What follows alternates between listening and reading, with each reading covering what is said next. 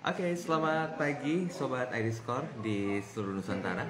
Apa kabar Anda di kesempatan hari ini? Kita sudah sampai di tanggal 18 Desember 2020 ya.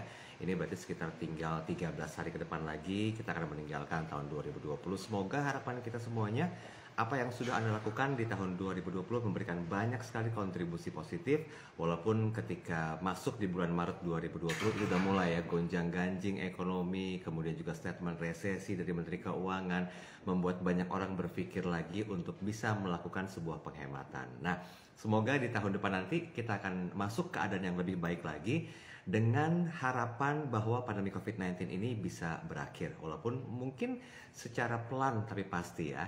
Nah, selamat pagi buat Anda yang baru bergabung. For your information, ini edisi terakhir di tahun 2020.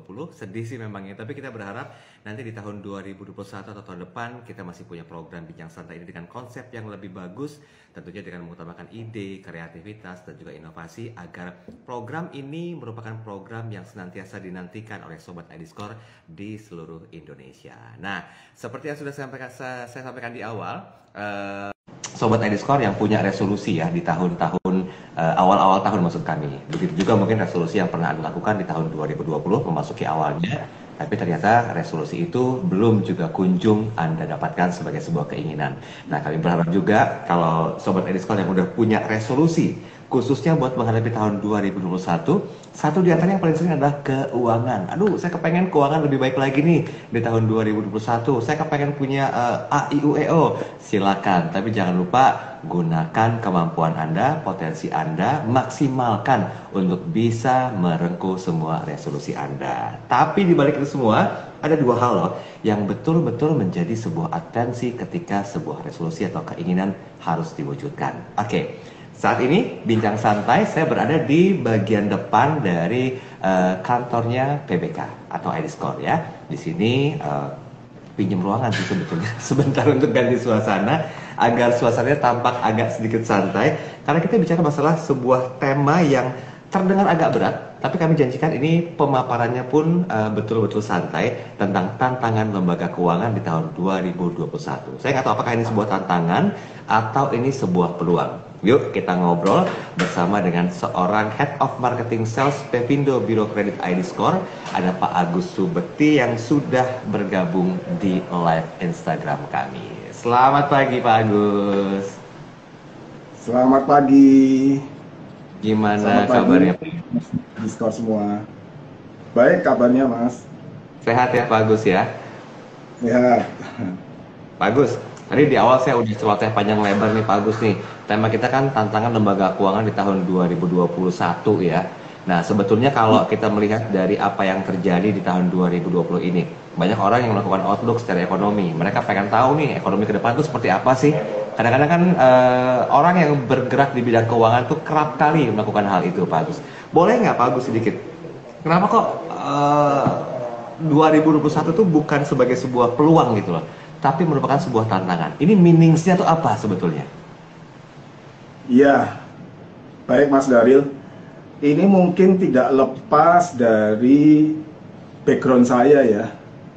Background saya itu, saya sehari-hari memang lebih banyak berinteraksi dengan lembaga keuangan. Oke. Dan tahun 2020, selama 2020 itu pun terjadi seperti itu. Saya selalu setiap hari itu berinteraksi dengan lembaga keuangan. Nah, dengan saya melihat potret sepanjang tahun 2020 dan kemudian saya proyeksikan ke tahun 2021. Maka mungkin karena background itu akhirnya saya lebih memilih judulnya adalah tantangan.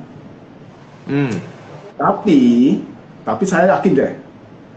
Saya yakin kenapa tidak peluang, kenapa saya memilih kata tantangan, bisa jadi memang kadarnya lebih kental di tantangannya daripada peluangnya. Oh, lebih kental di tantangannya ketimbang peluangnya? Betul, memang ada peluang dan juga ada tantangan. Dua-duanya sebenarnya kan. Tapi kadarnya lebih berat atau lebih kental di sisi tantangannya.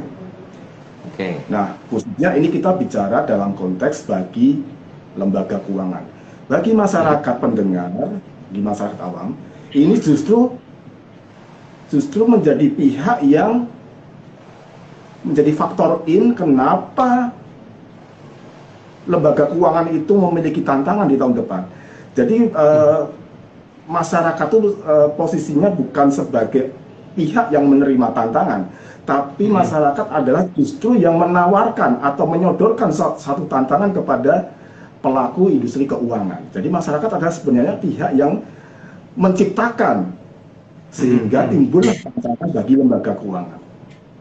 Nah, tentu saja masyarakat dengan mendengar bincang-bincang kita gini, Mas, akhirnya masyarakat jadi paham. Iya, memang lembaga keuangan harusnya memang improve di tahun 2021 agar saya bisa terlayani dengan baik. Itu kalau pendengar masyarakat mendengar bincang kita itu sudut pandangnya seperti itu. Saya ingin tahu apakah saya nanti di tahun depan akan mendapatkan layanan di bidang keuangan yang lebih baik dari lembaga keuangan. Itu sisi masyarakat.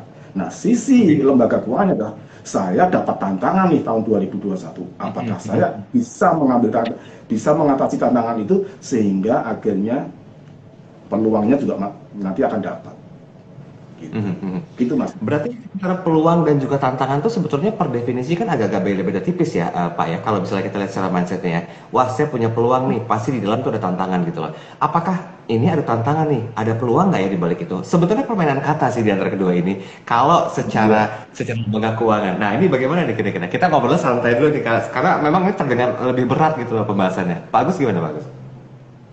Jadi gini Pak, Mas Daryl, jadi kronologinya sebenarnya tidak lepas dari apa yang terjadi selama tahun 2020. Bahkan tema kita hari ini pun tidak terlepas dari hal itu.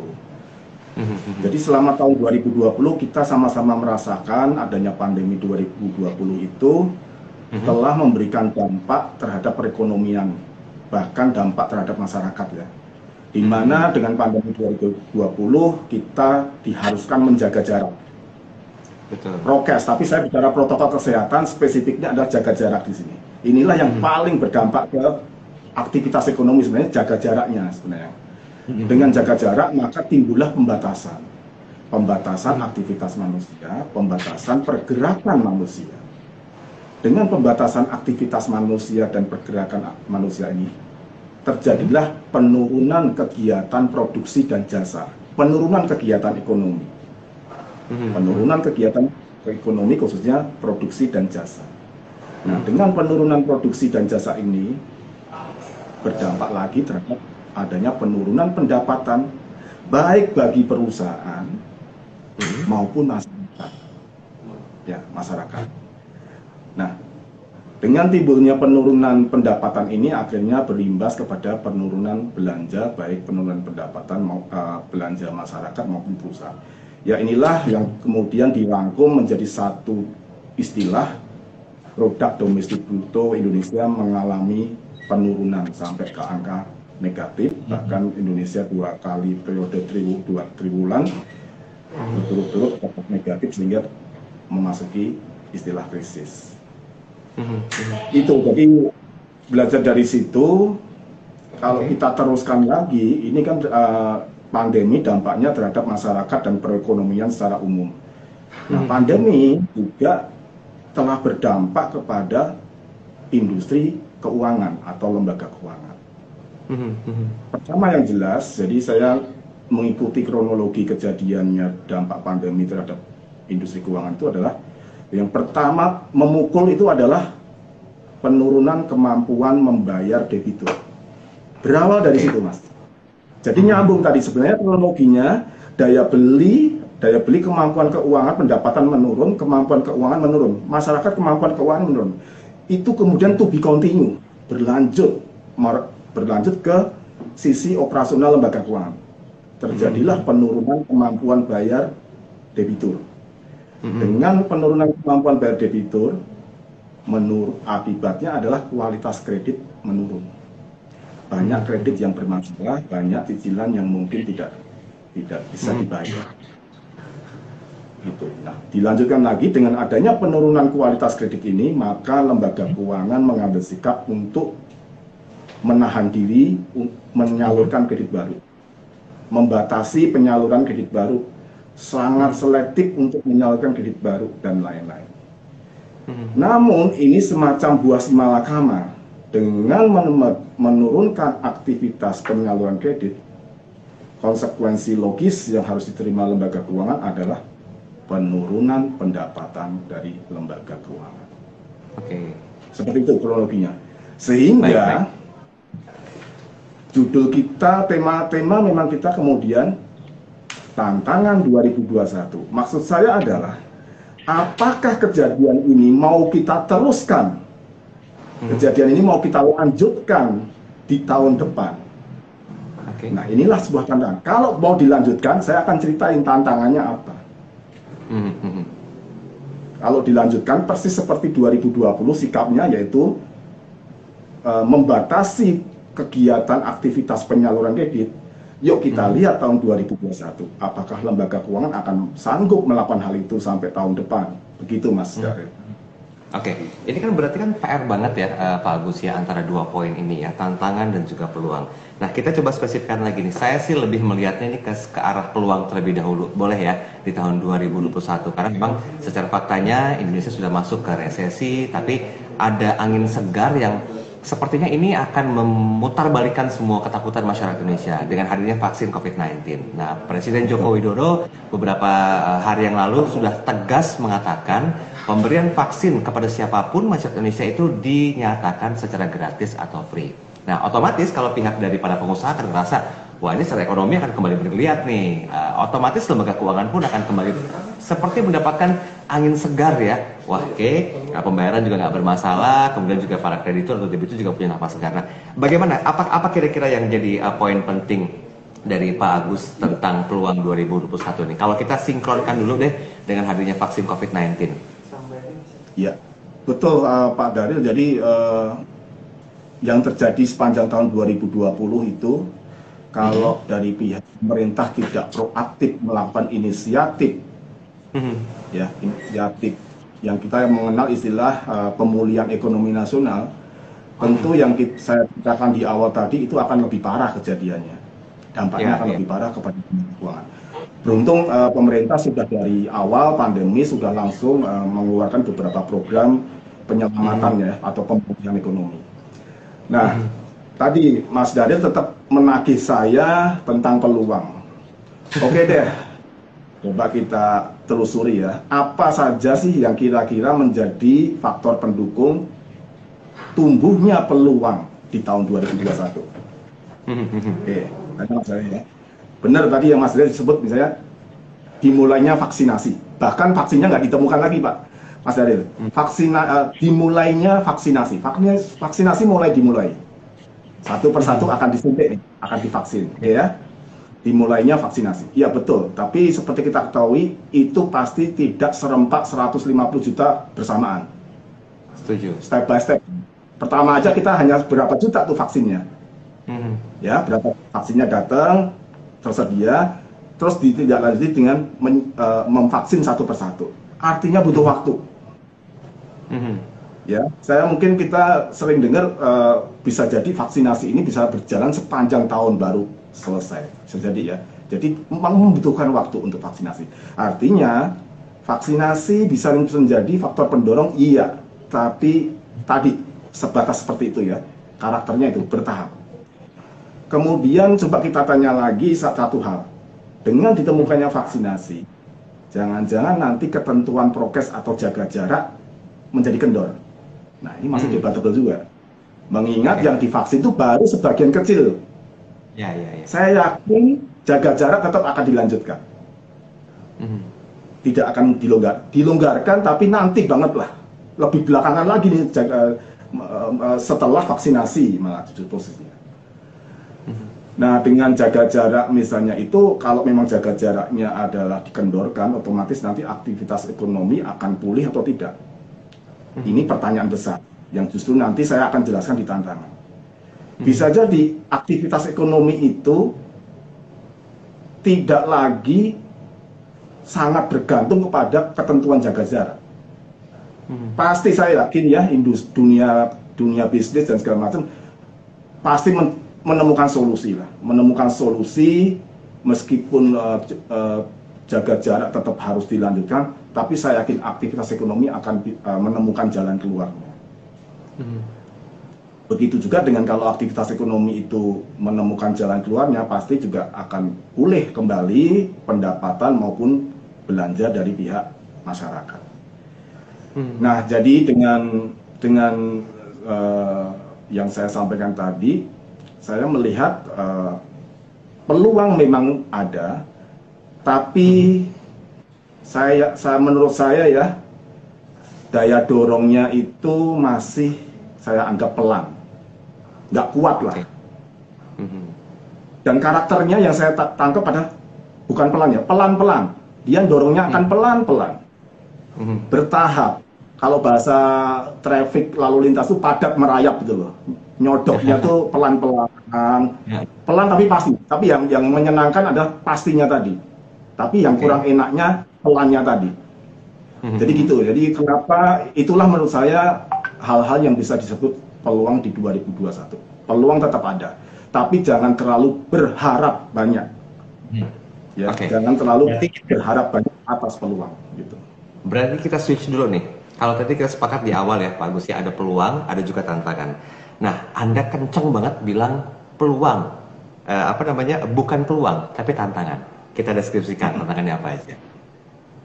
Oke, baik Pak. Baik Mas Adil, jadi kenapa saya lebih bicara tantangan ya, khususnya untuk lembaga keuangan menghadapi tahun 2021. Jangan terlalu keder atau keder terhadap tadi yang istilah peluang tadi. Peluang tetap ada, kondisi akan makin kondusif, mudah-mudahan akan begitu ya. Dan langkah-langkah sekarang memang indikasinya begitu, nanti akan ada suasana yang lebih kondusif. Tapi saya ingin mengingatkan kenapa saya pilih kata tantangan, karena seharusnya kejadian 2020 itu bisa dihindari oleh lembaga keuangan. Kejadian dampak negatifnya itu sebenarnya bisa dihindari. Dampak negatif tadi ya, penyaluran kredit menurun dan lain-lain. Itu bisa dihindari. Nah, belajar dari 2020 dan saya mencatat adanya suatu data yang agak anomali ya. Sebagian besar lembaga keuangan, bank maupun perusahaan pembiayaan memang dalam hal penyaluran kredit secara umum mengalami penurunan. Tapi kemudian ada data anomali yang muncul. Pinjaman online. Lembaga keuangan fintech selama masa pandemi mencatatkan rekor pertumbuhan yang signifikan. Ya, betul. Nah, jadi gimana? 2020 ternyata menyimpan peluang juga. Ada peluang juga. Ya, 2020 ada peluang juga. Cuma masalahnya adalah apakah lembaga keuangan bisa mengambil itu? Nah, artinya ini sisi yang harus lebih mengkoreksi diri di sisi lembaga keuangan. Nah, koreksi diri dari lembaga keuangan yang kemudian saya sebut sebagai tantangan. Karena selama 2020 terbukti bahwa selama Q1 misalnya, itu penyaluran kredit dari fintech itu naik sebesar hampir 40%. Itu bukan angka main-main 40% itu. Pertumbuhan kredit itu biasanya 5%. Ini mencatat angka hampir 40%. Nah, tentu kita layak untuk belajar dari pengalaman positif ini ya, kejadian positif kita anggap ini kan kejadian positif. Jadi menurut saya kita cobalah lebih memikirkan langkah-langkah apa saja, langkah-langkah strategis apa saja yang kira-kira perlu disiapkan dari sekarang guna menghadapi tahun 2021 tadi. Di mana 2021 tadi memang ada peluang dalam arti akan terjadi perbaikan kondisi. Tapi tadi kan kita udah diskusi Mas Daril, bahwa perbaikannya nanti akan terjadi secara bertahap. tidak Ya, seketika, tidak seketika pulih seperti 2019, tidak, akan ya, terjadi secara bertahap. Nah, ini yang harus sehingga justru lembaga keuangan menghadapi tantangan ada dua pilihan. Apakah mau tetap bersikap seperti tahun 2020 tahun ini, ya, atau mau berubah, kompromi, beradaptasi dengan kondisi baru, situasi baru. baik. Ya. Seperti itu jadi ceritanya. Itulah Sebentar, diskusi. Pak Agus. Kita undang Sobat Ediscore yang bergabung untuk berinteraksi. Jadi Sobat Ediscore bisa melakukan pertanyaan di kolom chat yang sudah kami siapkan ya. Ini memang terdengar agak sedikit berat sih kalau kita bicara masalah tantangan. Apalagi secara overview, mungkin juga secara outlook itu kan banyak orang yang memprediksikan. Oh enggak kok, tahun depan tuh banyak sekali peluang. Tahun depan tuh lebih banyak tantangannya. Apapun yang mungkin ada dalam pikiran Anda. Tapi faktanya adalah dari 2020 itu kita bulan Maret ya Pak Agus ya, kita udah mulai gonjang-ganjing secara ekonomi ya, dan itu tuh para pemain di lembaga keuangan tuh udah mulai, waduh ini banyak yang bermasalah nih untuk pembayarannya AIUEO, sehingga muncullah pinjol-pinjol dengan memberikan kemudahan-kemudahan. Tapi itu bagian dari saya katakan strategi marketing ya, biar mereka tuh bisa dapat satu atensi, perputaran uang buat mereka tuh lancar, tapi di sisi lain jadi tanggung jawab berat juga. Nah di 2021 ini, 2020, kalau nggak salah bulan apa gitu, Bu Sri Mulyani bilang katanya kita udah masuk nih ke resesi dan itu udah ketok palu gitu loh. PR berat juga nih buat kita semua nih. Bukan hanya lembaga keuangan tapi ya pelaku-pelaku industri yang lainnya, termasuk mungkin juga secara pribadi. Oke, tadi Pak Agus mengatakan ada langkah-langkah strategis. Ini bagian dari edukasi kita sebenarnya Pak Agus ya.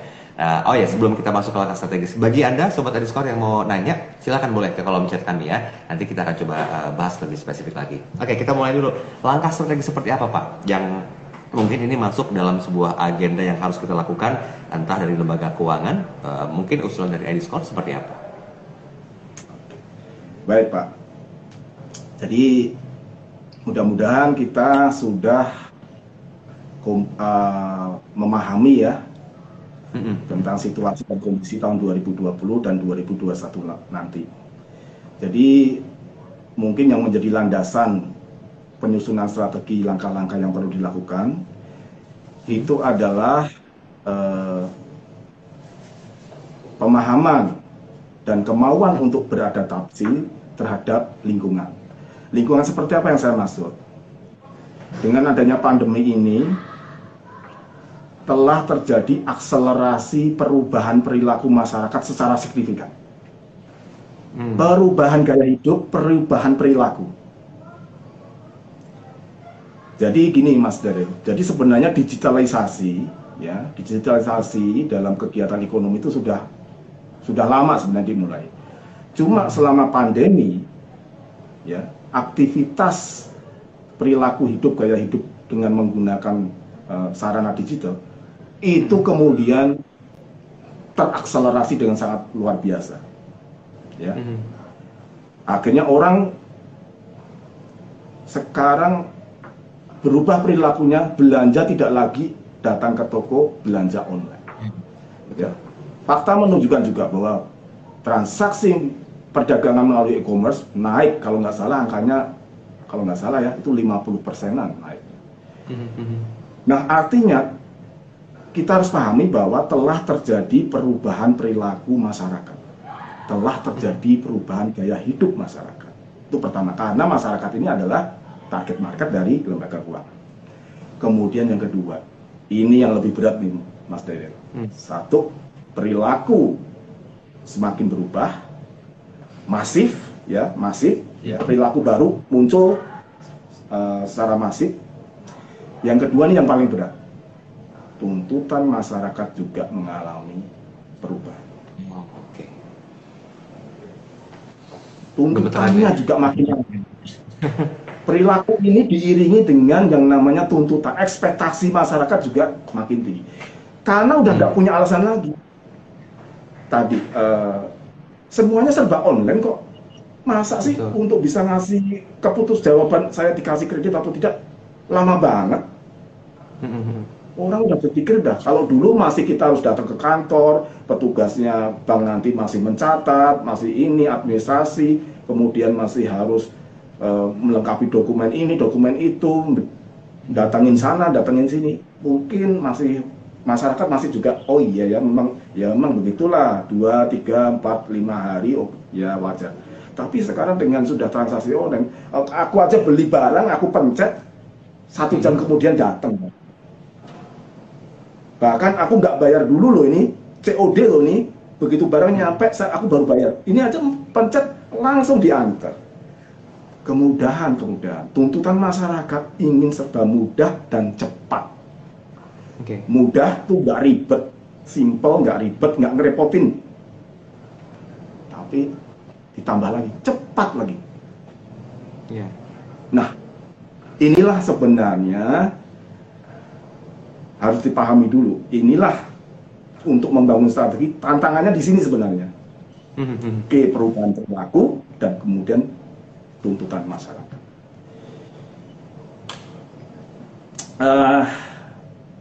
Saya coba membahas mengenai tantangan itu, saya rangkum menjadi 2 hal untuk strategi yang menghadapi tantangan ini.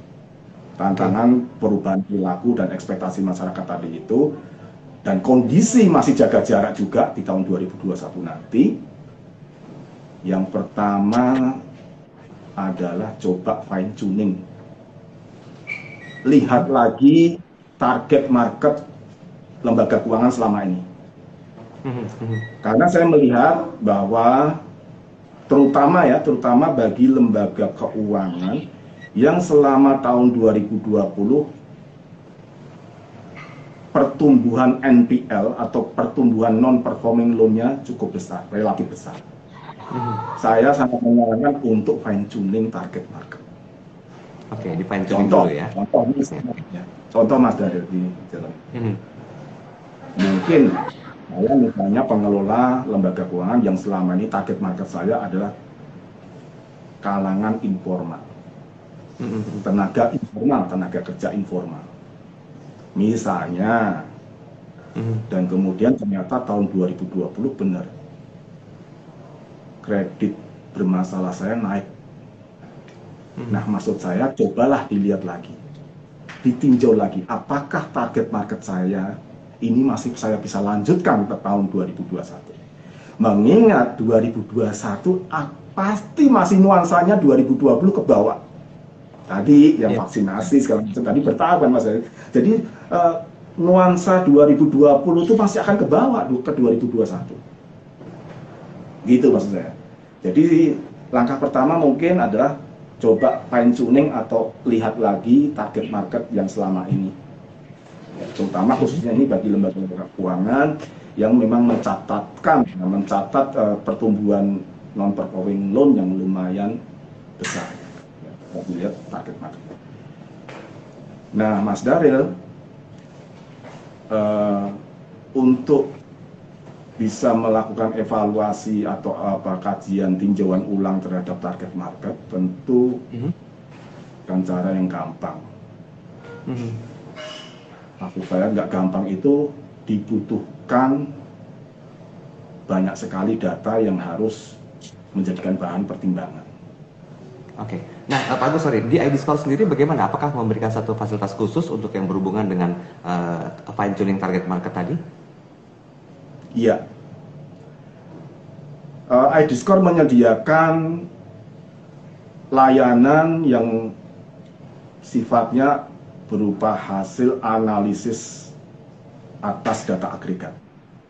Jadi untuk bikin strategi, kalau pemasaran ini untuk menentukan target market itu kan harus diketahui dulu petanya, peta kuenya seperti apa, dan kemudian segmentasi STP ya, segmentation, targeting, segmentation baru kemudian targeting. Nah, untuk bisa mengetahui populasi masyarakat di Indonesia, khususnya populasi target market perkreditan di Indonesia, tentu kita harus butuh data perkreditan nasional untuk bisa melihat, untuk menentukan segmen mana yang akhirnya uh, worth it untuk dijadikan sebagai target market ke depan, dan segmen mana yang harusnya dihindari untuk tahun depan. Nah, ID Score memiliki layanan yang ada 2 layanan yang ada korelasinya dengan masalah penyusunan strategi pemasaran ke depan, ya, strategi perusahaan, yaitu pertama adalah produk ID Market Profile. Oke. Yang kedua adalah ID Benchmarking. Dua-duanya adalah laporan, ya, yang disusun berdasarkan analisis data agregat. Data agregat artinya data nasional, data perkreditan nasional. Ya, dua-duanya sama-sama disusun dari analisis data agregat perkreditan nasional. Perbedaannya adalah kalau ID Market Profile itu full custom. Full custom artinya pengguna, ya, pihak pengguna bisa melakukan order sesuai permintaan dan sesuai kebutuhannya. Oke. Karena full custom. Misal, saya tahun depan target market saya yang paling baik, yang profilnya seperti apa. Produk saya adalah misalnya KTA. Ke depan saya punya produk KTA, misalnya ya, saya punya produk KTA. Tahun depan target market saya kira-kira profilnya seperti apa. Kalau udah ketemu profilnya, mereka berada di lokasi-lokasi mana profil-profil itu. Jawaban-jawaban atas pertanyaan-pertanyaan tadi itu bisa dijawab oleh namanya laporan ID Market Profile. Dan itu bisa apapun, kebutuhannya apapun. Oke, tahun depan dengan adanya kemarin pandemi 2020, kayaknya saya perlu melakukan relokasi ke kantor cabang misalnya. Bisa juga. Itu bisa disupport dengan ID Market Profile. Jadi ID Market Profile intinya adalah layanan custom report berdasarkan kebutuhan, ya, dan yang dihasilkan dari analisis data perkreditan nasional. Oke. Itu ID Market Profile. Nah, kalau pengen sesuatu yang lebih spesifik, gini dulu deh, sebelum saya masuk ke ID Market Profile, saya pengen tahu deh, saya ini memang kurang beruntung tahun 2020. Ya, tapi saya pengen tahu dong tetangga seperti apa sih?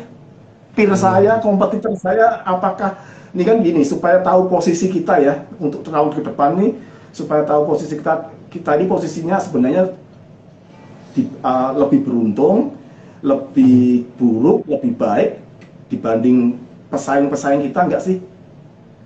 Nah, misalnya kalau pengen tahu tentang profil kinerja suatu lembaga keuangan dibandingkan dengan peer-nya atau kompetitornya, itu kita bisa support dengan layanan ID Benchmarking. Oke. Jadi di dalam ID Benchmarking itu nanti ada 2 hal yang akan diperoleh. Satu, tentang profil dari si lembaga keuangan yang request laporan tadi. Profil dia akan seperti apa nanti di laporan ID Benchmarking akan ditampilkan. Baik profil secara bisnis maupun profil dari sisi kualitas portfolio. Oke. Nah, kemudian di dalam laporan itu juga akan disandingkan dengan profil bisnis dan profil risiko dari kompetitor atau peer-nya. Nah, tapi kompetitornya ini nggak boleh dipilih hanya satu nama ya, harus tetap dalam industri. Misalnya saya fintech yang misalnya lebih banyak, atau misalnya saya multi finance yang fokusnya roda 2. Nah, nanti akan dibandingkan dengan sesama multi finance yang memang juga fokus di roda 2, misalnya begitu. Oke. Itu yang ID benchmark. Baik, Pak Agus, kita potong sedikit ya. Waktu saya tinggal 5 menit lagi. Tapi saya yakin Sobat ID Score di luar sana sebetulnya butuh satu solusi yang bisa dijadikan sebagai sebuah benchmark atau patokan juga ketika ID Score ini mampu menjawab semua tantangan lembaga keuangan. Nah, mewakili dari ID Score di edisi terakhir tahun 2020 ini. Apa yang mungkin bisa diberikan oleh ID Score kepada sobat ID Score yang mendengarkan hari ini, yang mungkin juga nanti akan di-sharing lewat semua platform sosial media ID Score? Apa hal yang signifikan bisa disampaikan untuk menjawab tantangan lembaga keuangan di tahun 2021? Anda mau sampaikan apa, Pak Agus? Baik, untuk 2021 selain tadi ya, bagi kalangan pelaku industri lembaga keuangan, selain untuk melihat lagi tentang target market yang ada. Nah, dengan adanya perubahan perilaku dan tuntutan masyarakat, maka menjadi sebuah keniscayaan menurut saya, keharusan menurut saya, bagi lembaga keuangan untuk melakukan transformasi. Ya, melakukan transformasi atau melakukan proses digitalisasi dalam aktivitas pemasaran dan penyaluran kreditnya. Masyarakat sudah berubah, perilaku masyarakat sudah berubah. Masyarakat sudah nggak mau lagi ditawari fasilitas-fasilitas, tapi dia harus melakukan banyak hal yang sifatnya manual. Jadi masyarakat sudah menginginkan gaya hidupnya sudah berubah, perilakunya berubah, dan dia sudah punya kapasitas untuk melakukan apapun secara online. Jadi masyarakatnya sudah tereducate ya masalah online ini, sehingga masyarakat juga menuntut artinya kalau ada penawaran dan segala macam itu bisa dilakukan semuanya secara online. Maka saya sarankan untuk melakukan proses transformasi atau digitalisasi baik dalam proses pemasarannya maupun dalam proses penyaluran kreditnya. Nah, untuk penawaran mungkin kita sudah banyak mengenal adanya penawaran secara online dan penawaran yang secara smart, artinya penawaran itu bisa nyampe kepada orang yang memang sedang membutuhkannya, ya, yang relevan, itu namanya smart, bisa menggunakan banyak teknologi. Nah, namun saya ingin mengkhususkan mengenai masalah penyaluran kreditnya. Penyaluran kreditnya itu sangat penting karena kalau pemasaran misalnya sudah dapat calon debitur, hal terpenting bagi lembaga keuangan selanjutnya adalah dalam rangka proses mitigasi risiko. Mitigasi risiko harus dilakukan dengan cepat, ya. Tadi karena tuntutannya adalah prosesnya harus cepat. Nah, ID Score memiliki beberapa dukungan terkait dengan masalah proses analisa kredit dan penyaluran kredit secara digital ini. Yang pertama tentu saja kita memiliki produk-produk antara lain kredit score. Ya, kredit score ini sebuah skor yang mencerminkan kemampuan satu pihak atau seseorang dalam memenuhi kewajiban keuangannya. Jadi ini sangat bisa untuk dijadikan sebagai insight bagi lembaga keuangan dalam mengambil keputusan. Nah, sesuai dengan namanya, produk ini adalah kredit score. Tentu ini sangat powerful untuk menganalisa orang-orang yang memang sudah memiliki catatan pinjaman.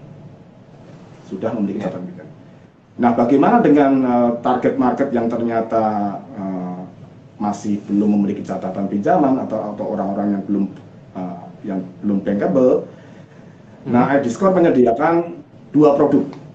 Yang pertama adalah alternatif score. Alternatif score adalah skor yang dia hasilkan dari analisa data-data non kredit. Jadi ID Score ini tidak hanya mengelola data perkreditan nasional, tapi juga mengelola data-data non kredit yang diperoleh dari kerjasama dengan berbagai instansi publik dan non lembaga keuangan. Nah, salah satu produk yang kemudian dihasilkan dari data non kredit ini adalah alternatif score. Nah, ini sangat powerful untuk melakukan analisa terhadap pihak-pihak yang memang sama sekali belum punya catatan pinjaman. Produk kedua adalah untuk yang belum punya catatan pinjaman. ID Score juga sudah menyediakan produk yang namanya Telco Score. Telco Score ini memiliki kelebihan adalah coverage datanya yang luar biasa luas. Bisa jadi gini Mas Daryl, kalau Mas Daryl pakai HP XL, sudah pasti akan hit waktu mencari informasi telco score-nya di ID Score. Karena telco score-nya ID Score ini adalah yang sudah launching kemarin itu adalah yang bekerja sama dengan XL Axiata. Jadi para pengguna HP XL kalau apply kredit jangan khawatir, ya, sobat-sobat iDiscord, kalau apply kredit, kemudian belum punya catatan kredit sama sekali, kebetulan HP yang digunakan adalah HP providernya dari Excel, maka jangan khawatir, lembaga keuangan nanti apabila dia menginquiry, meminta informasi ke pihak iDiscord, akan mendapatkan informasi sobat, sehingga lembaga keuangan tersebut bisa melakukan proses selanjutnya untuk pemberian fasilitas. Gitu. Nah, itu beberapa produk yang mungkin relevan dengan proses mitigasi analisa kredit.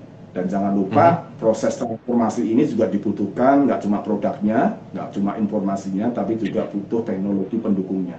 Nah, iDiscord sudah memiliki 2 layanan teknologi yang menjadi unggulan kami. Yang pertama adalah layanan web service. Ini memungkinkan lembaga keuangan untuk melakukan koneksi secara langsung dengan iDiscord dan sangat dimungkinkan untuk dilakukan proses otomatisasi di sisi lembaga keuangan. Dan kedua, bagi lembaga keuangan yang belum siap untuk mendevelop koneksi secara web service, iDiscord juga sudah menyediakan aplikasi yang namanya Instant Decision Module. Instant Decision Module adalah sebuah aplikasi yang bisa dikustomisasi oleh lembaga keuangan. Di dalam kustomisasi itu mencakup misalnya adalah analisa rule policy seperti apa, ya, analisa kredit seperti apa yang akan dijalankan dalam engine ini, sehingga proses analisa kredit akan bisa dilakukan secara otomatis menggunakan aplikasi Instant Decision Module. Aplikasi ini udah ready, tinggal dipakai aja. Wah, ini saya serasa nge-review program yang sudah kami lakukan sekitar hampir mungkin 4 atau 5 bulan lalu gitu ya. Disebutkan banyak sekali yang pernah kita bahas. Ini terwakilkan loh sama Pak Agus pada kesempatan hari ini. Apakah ini mungkin sebagai sebuah konklusi secara total di penghujung tahun 2020 ini? Tapi kita pastikan bahwa memang tantangan itu pasti ada, peluang juga pasti ada. Alangkah idealnya kalau antara peluang dan juga tantangan itu seimbang gitu ya. Jadi masing-masing punya amunisi yang betul-betul kuat untuk menghadapi tantangan ke depannya.